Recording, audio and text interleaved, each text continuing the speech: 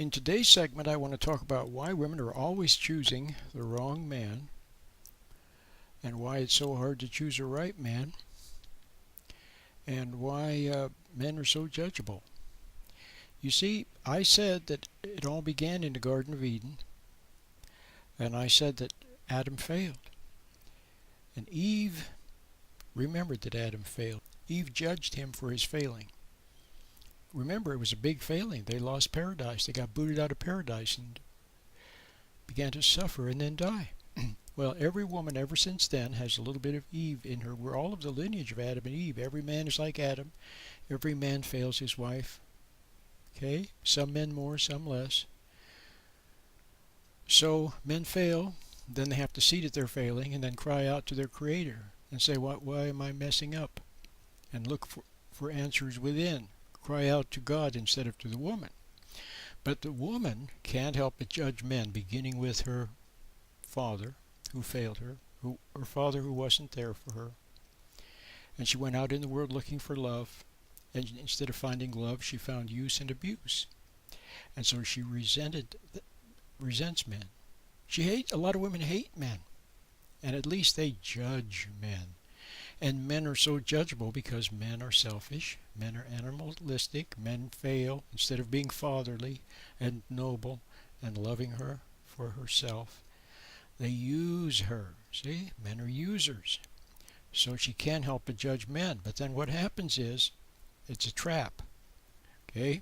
First of all, when we judge others, it's tinged with a little bit of hate.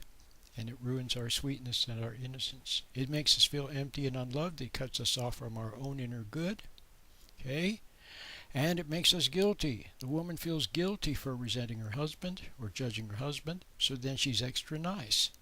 She serves him more, okay, to make up for the guilt. But the more she serves him, the more selfish she becomes, the more of a beast he becomes. See? The worse he becomes. Then she sees that that's making him worse, and then she resents him all over again. And when he takes advantage, she resents him and judges him. Okay?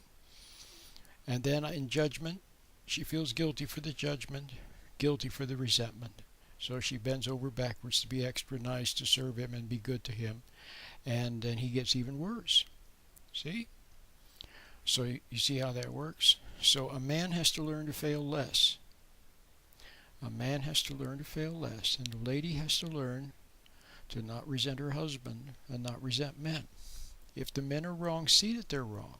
Okay? See that they're wrong, but don't hate them for it. See that they're in error, don't hate them for it. See what I mean? Because through forgiveness, through dropping resentment, you then open the door to God's love. See, you can't find God's love as long as you hate other people. And especially bad is hating our Father. Hating our Father blocks us from God. So now you see why it's important to forgive. It doesn't mean you have to pretend that everything is wonderful and that they're nice or that they were nice. It doesn't mean that. It just means don't hate them. Don't resent them. As far as your husband goes, he may not be that bad of a fellow. You're so busy judging him all the time. See, he may not be that bad, and he may not have the space to find himself because you're quite the pressure source. Okay? So back off. Don't resent.